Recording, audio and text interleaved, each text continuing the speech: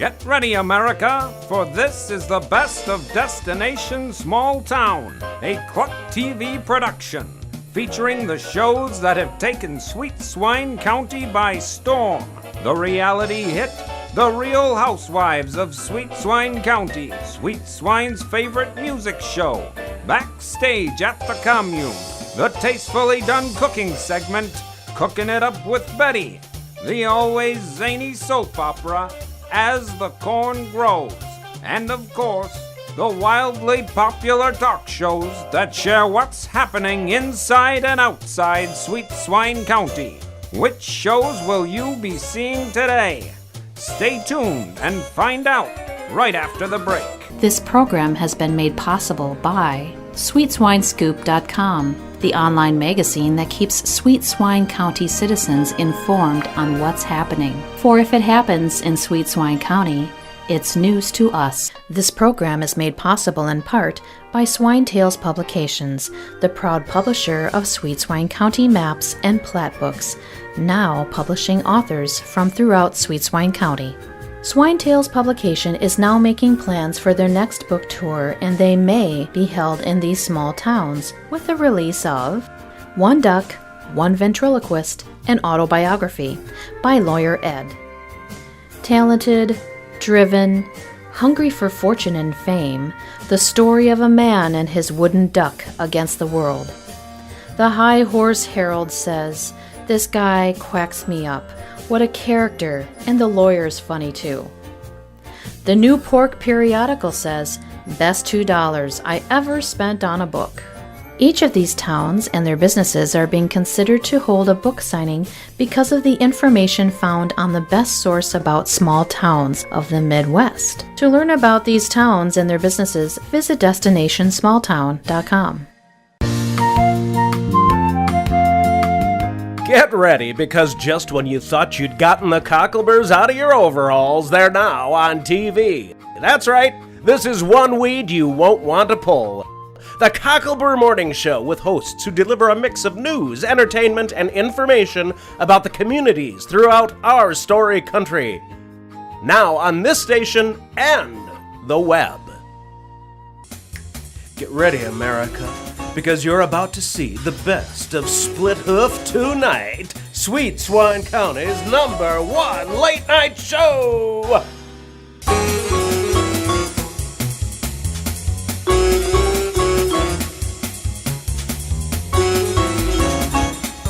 Live from Sweet Swine County, where every day is sweet, it's Split Hoof Tonight with Billy Gates and the Broken Windows Band. Hi, I'm Earl Silo, and now let's welcome Sweet Swine's one and only Cousin John.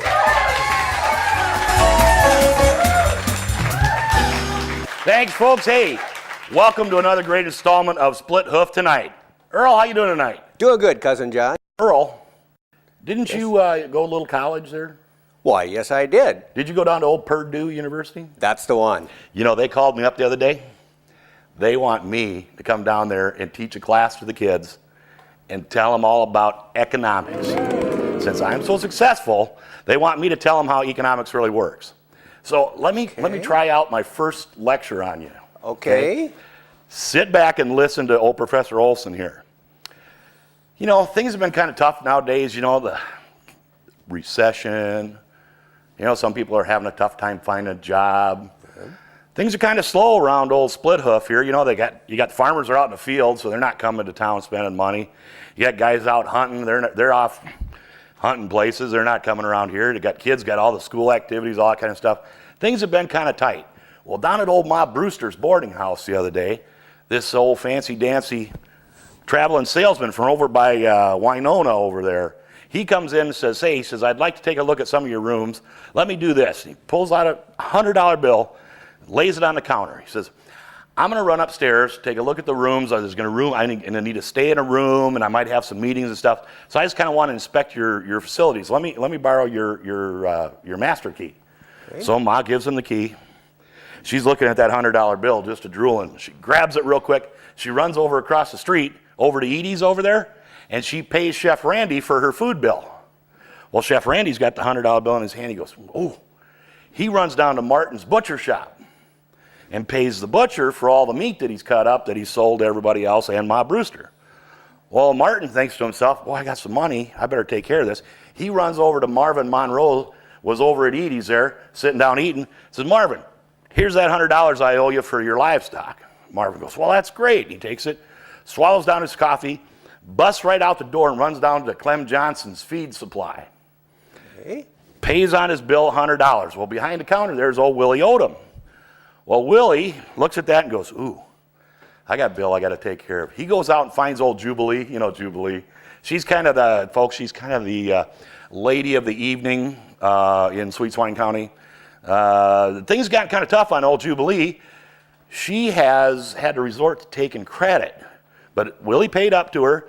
So old Jubilee goes, oh, I got $100. She runs right across the street, gets over to Ma Brewster's boarding house, slaps down the $100 bill on the counter, and says, this is for my room.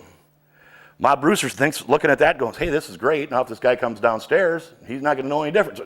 Just about that time, the guy comes downstairs and goes, you know what? That meeting room's a little bit small and that bed was a little soft. You know, I'm going to find someplace else to stay, but I appreciate your hospitality. Picks up his $100, puts it back in his pocket, and leaves, never to be seen after him again. Now, some really weird things happened there. The whole town's out of debt. Nobody produced anything, and nobody's got anything left.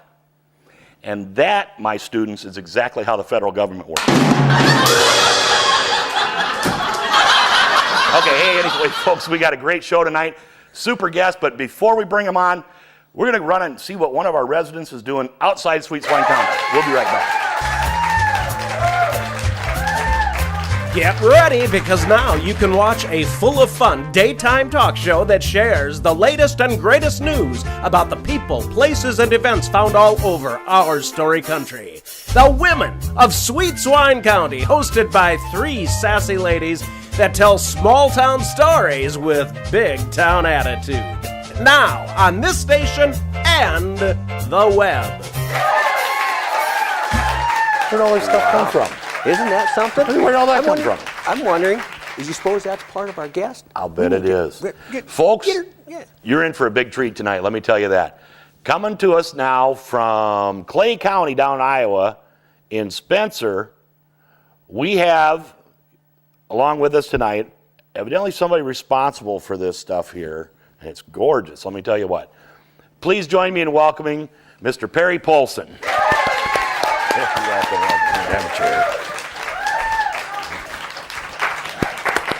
Well, hey, Perry, thanks for joining us. Appreciate you having here.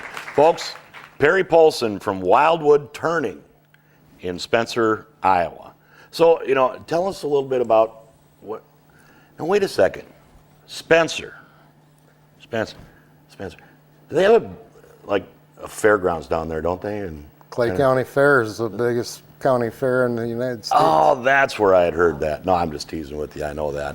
But tell us a little bit about your business, what you do down there. My Wildwood Turning business involves teaching people and custom turning for people from anything from their lilac bush in the backyard to the giant walnut tree in their front yard. Anything that's going to be taken down from development, storm damage, just in need to be removed, can be turned into something that they can cherish for a lifetime instead of just discarding. So you're saying you can, if I've got a special tree that means something to me and I got a chunk of that wood, I can bring that wood to you and you'll make me something out of it? Exactly, or I could help you make something out of it. Oh, you know, I was reading up a little bit. So you give classes? How does that work? I have beginner classes. I start classes at 10 years old. And that's mainly between center turnings, like the ink pen I have on your desk. Things like that for smaller kids and people that have never touched a lathe before. That kind of reminds me, when I was a kid, I had a thing called a Mattel Power Shop that had a little lathe, and I could make things about this big, but I could never make 2 that looked alike, but that was kind of neat. So do you have like a special wood that's your favorite to work with? My favorite wood to work with is lilac. For one reason, it's got a lot of grain change direction in it, a lot of color. It's got a lot of purples. Wow, so the purple's on the that's inside. that's not dyed. That's all natural. That is wow. But the lilac, my favorite part is it smells like the flowers when you're working with it. Oh, wow. Because when you turn a piece of oak or a piece of cottonwood, you range from urine smell to barnyard smell. Depending on what they've been planted by. Yeah. So how long have you been doing turning wood? The extent that I do now, I've been turning for about 5 years. I've been located on Main Street in Spencer, right on Highway 71 for 3 years now, and been turning since high school shop class. Wow. So if people wanted to see your work, where could they go to see? I've got it in a gallery in Spirit Lake called A Piece of Work. Okay. Arts on Grand in Spencer. And then once a year we put on a multi-artist feature called Artisans Road Trip. And people drive around all the different studios and see different people's art. Oh, so they all come around to your place, not that you guys go travel around to them. This year, during Artisans Road Trip, I had over 100 people through my shop from all over the world. So now if people want to come to your shop, do you give them demonstrations and tours of the place and all that kind of stuff? I give a quick tour to anybody that's interested. And if I know you're coming, I can set up a demo. I frequently do women's groups, classes for schools. And when I do classes for schools, it's always fun to put a fresh piece of wood on so I can make a big mess for the kids. They like messes. So, if a guy wanted to get into this and start, obviously you're going to have to teach him a little bit, but say he wanted to get some of his own equipment and start doing that. Is that something that's real difficult or real expensive to get started? Tools and equipment can be as expensive as you let them be. And my biggest thing at Wildwood is I show you how to do it without spending all that money. Granted, you can if you want to, but you don't need to. I can often tell people that I can get them turning for under $200. One of your you got so many gorgeous pieces here. I like this lilac. That one's actually treated on the inside, so you can drink out of it. So you can drink out of it, okay. So how long does it take you to turn out a piece like that? I've got probably 15 hours in that. That's kind of neat, like with these colors and stuff. When you get a piece of wood and you're just, you're looking at a log, how do you know what's inside there? I do what you call reading the bark. Like on this piece, you see the spiny feature around the edge is what they call the burl. And the surface of the bark kind of tells me, after staring at trees enough, I can look at the bark and tell that there's a burl underneath of it and where the highest features are going to be. But each one of those little spiny things turns into the bird's eye figuring in the wood. Oh, okay. Wow, that's really cool. So now your store down there in Spencer, show us a couple other ones here. Well, when I find the natural edge on a piece, that gets a little more involved because that's what you start with. Okay. Is finding where that natural edge is going to be. They also call it a live edge. And then when the piece gets turned to a certain extent, then you can start filling in the transparent resins and stuff that I use. You got a website then, Perry? Wildwoodturning.com. That's right. Get that down here. www.wildwoodturning.com. We'll get that down. I got to ask you one other thing. This thing here just intrigues me. This isn't sap or amber in here. What? It's a polyester resin. That is just amazing. How do you do that in the? I use a polyester because it keeps some flexibility with the wood. Because that wood's gonna expand and contract over. Wood always wet. never stops moving. This piece is being done for breast cancer awareness. It'll be auctioned off this next month. That's gorgeous. But that's the same material, colored pink. Colored pink. Okay. So then you do the same with this turquoise stuff? The turquoise is a granulated turquoise material that I put in there, and then it's set in with the same resin. Oh, wow. Colored black. Hey, Perry, this has been really enlightening, and it's beautiful stuff. We'd like to, what do we got here? I'd like to give the whole studio audience everybody a Wildwood t-shirt. Folks, that just goes to show you again why this is the hottest ticket in town. Thank you very much. That'll be great. Well, Perry, thanks again for stopping by. Appreciate it. Good report tonight. Well, thank you, cousin. Keep tweeting out there. I'm going to keep chirping away. Okay, yeah, do that. Twizzling. Folks, stop back and see us again next time. We might even have a band that time. But for now, good night, everybody. This program has been made possible by the Swine Song Commune, where musicians, artists, and hippie types live together and share their passions. To learn more, visit the online magazine at sweetswinescoop.com. The lifestyles led in the small towns and counties of the Midwest are like no other, but we seldom hear about the points of interest and businesses located in these towns. Well, there's one TV station that's made it their mission to make sure the stories of the small towns of the Midwest are told, Cluck TV. That's right, Cluck TV, located in the neighboring county of Sweet Swine. See all the towns that are covered on KLUKTV.com. This program is made possible in part by Swine Tales Publication, the proud publisher of Sweet Swine County maps and plat books, now publishing authors from throughout Sweet Swine County.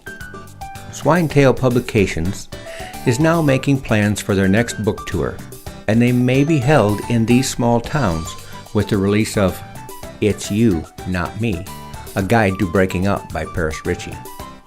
Born to wealth, Paris Ritchie is one of the most photographed women in the world. Women want to be her, and men fall at her feet.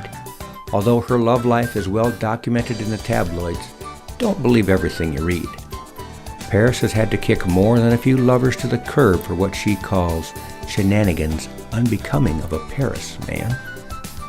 She's just a woman who knows exactly what she wants in a man and what she brings to any relationship. So if an affair ends, it's you, not her. Each of these towns are being considered for a book signing because of the information found on the best source about small towns of the Midwest. To learn about these towns, visit destinationsmalltown.com. Get ready, America, because you're about to see the best of the women of Sweet Swine County, Sweet Swine County's #1 daytime show.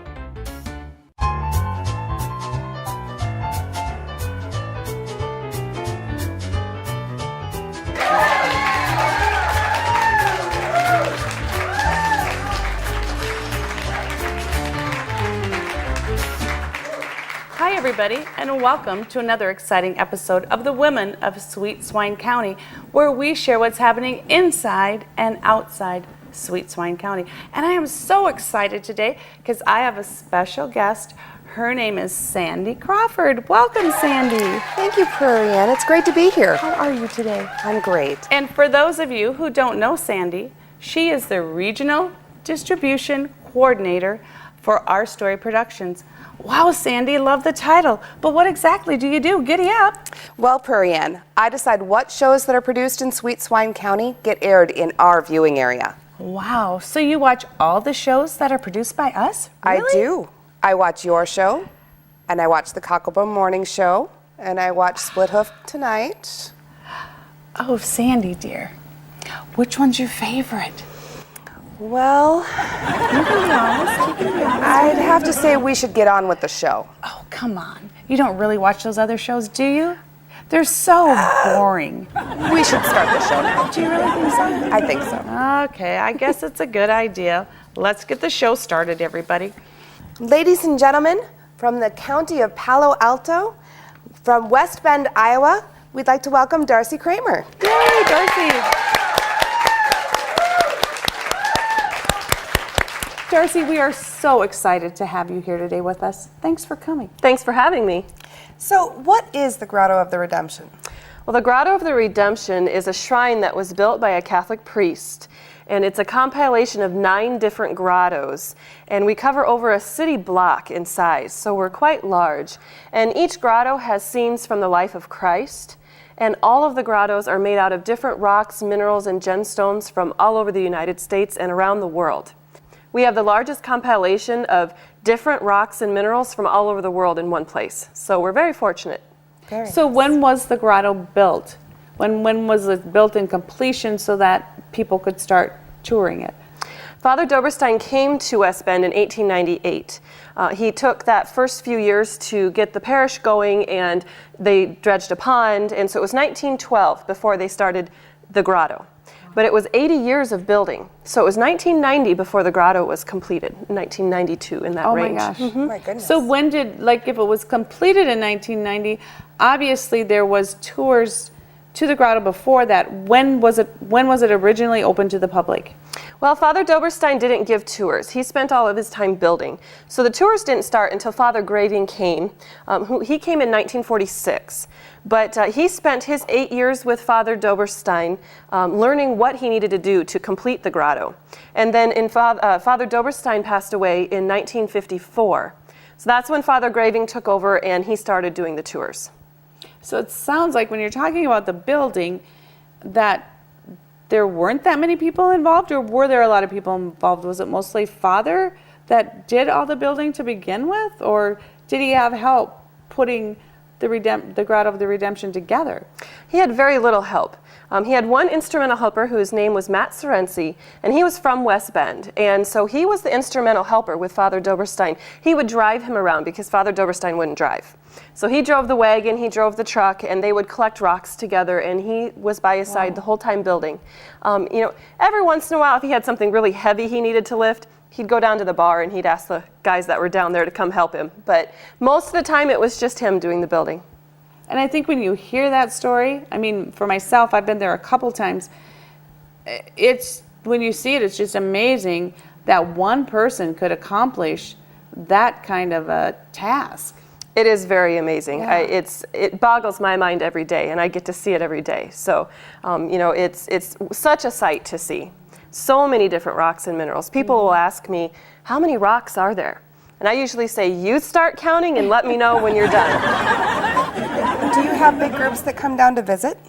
We do. We have all kinds of sizes. We have hourly tours that you can come take just on your own. You don't need to call ahead or plan. You can just show up anytime between 10 a.m. and 5 p.m. is the start of the last tour. We also have groups that will come. And, anywhere from 20 up to, we had a group last Friday of 150. Wow. So, yeah, now, is any that size. 7 days a week? We do give, yes. Yep. Okay, so you're open like pretty much almost 24/7, it sounds like, right? We 7 sure days are. a week. The grotto is an open structure, so you can come walk around anytime that you'd like. We have brochures that we call our walking tour brochures that you can take and walk through on your own. If you'd like a guided tour, then you would come for those hours from between 10 and 5, Sunday through Sunday, so every day of the week. Now, are they also able to use it like for reflection, just to go in there and pray and reflect? And is that also part of, I would think that's part of what the grotto is all about also? Definitely. Father Doberstein wanted people to become closer to God by seeing the grotto, and he wanted people to feel God, not just to see. And so that, the grotto is a very moving place to be. And we play some very, wonderful music that's played all throughout. So it's definitely an atmosphere when you come. People say they can feel it. Mm-hmm. So definitely a wonderful place to come and contemplate. So it's a spiritual experience to be there. Definitely. Absolutely. It is. Yep. Yes. The spiritual aspect was definitely first and foremost in Father Doberstein's mind. But again, the geological aspect was very important to him as well. He wanted it to be a classroom where people could come and see different rocks from all over the world. So it's a wonderful place to do both. Is there a lot of maintenance to keep it up and running perfectly? There is a lot of maintenance. We have to spray the rocks every year to keep the algae and the plant life from growing. And, we have rocks that are falling off, and so we're looking at what we need to do to get those replaced. And, of course, our fountains and our water ponds and such that need to be cleaned all the time, and sweeping out the grottos, and the statues have to be cleaned. So there is a lot of work that goes to keeping the grotto up and running. So now, since we're in the Midwest, and we do have the fierce winters, what happens during the winter season? Is the grotto still open, or is the gift shop just open? How does it work during the winter? Sure. Our gift shop and our museum are open year-round, and the grotto is also open. We don't give the tours in the winter, but you can still come walk around. We have pathways that we keep open, so there's a limited access, but you're still more than welcome to come walk around. Some people really like to see it with the snow on it. They think it looks even more beautiful. I bet. Absolutely. So what type of items do you have in your gift store? We have all kinds of things for sale. You can find any kind of gifts for, just your general gift shop type things, statues and, little figurines and such. But then we also have specific gifts such as Iowa collectibles and grotto collectibles. Looks like you've brought a few with you today. Could we see them close You up? bet you can.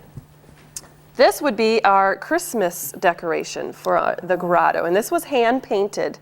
Wow. So it's That is very beautiful. beautiful. Very beautiful. Yes. Yes, and we also have a little snow globe. That's always fun for the kids. And if you brought your children along, you have to pick up one of our coloring books. perfect.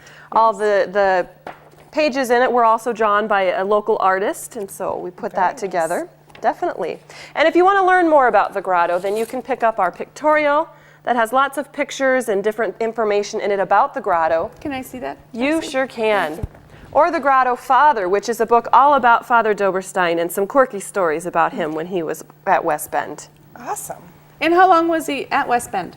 He lived there from 1898 until he passed away in 1954. Wow. Wow. Can we see your T-shirt? You sure can. And I brought t-shirts for both of you ladies as Oh, well. excellent. Thank you. She's so sweet. And guess what? The Grotto rocks. That is so Everybody in the cute. audience gets a shirt too. Love that. Because you know the Grotto rocks, and it's not just another Iowa rock pile. No, it's not. Darcy, can you tell us about some of the special events that take place at the Grotto? Sure. Well, in September, we have a Trumpeter Swan and Geological Education Day. So you can come hear about our swans and how they came to be in the DNR restoration program, and then take a tour and end it with a presentation from a geologist from the DNR. And in December, we're having a live nativity, so you can come and see the scene of the birth of Christ being reenacted. What a And perfect place for that. It is, definitely. We'll do that near our Grotto of Bethlehem, of course. And we have a very special event coming up in June of 2012. Father Doberstein started the grotto in 1912, so next year we will be 100 years old. Wow. Yes, so we're having a big old party in June, so we'd really like to invite people to come and check us out if they're able to on that weekend. And all of this information about our events is on our website. What a party that rocks. Exactly. Definitely. So, Darcy, what does it cost to tour the grotto? We work on free will donations, so you can come take a tour and just leave a donation at the grotto. We do suggest about $5 for adults and $2.50 for children. But a majority of what we do at the grotto is working on the donations because Father Doberstein bought most of the rocks on donation, and that was really important to him, that we be open for everybody to be able to come. So we still work on that mission today. I think that it's just absolutely amazing that something like this is happening in a little town of West Bend. Yes. Can you tell us a little bit about West Bend? Sure. West Bend is a very small town of about 800 people. But we're very blessed because we have so many wonderful different shops and restaurants and things in town, other things for people to do besides just the grotto. So it's definitely a town that you need to come visit. Well, girls, I hate to even bring this up, but we're out of time for today. Dang it. I hate this when it happens. Darcy, thank you so much for coming and sharing with us about the grotto and all the wonderful things that are happening there and sharing a little bit about West Bend for us. Thank you. It was my pleasure being on your wonderful show. And remember, ladies and gentlemen, we share small town stories with big town attitude, for we are the women of Sweet Swine County. Bye-bye for now.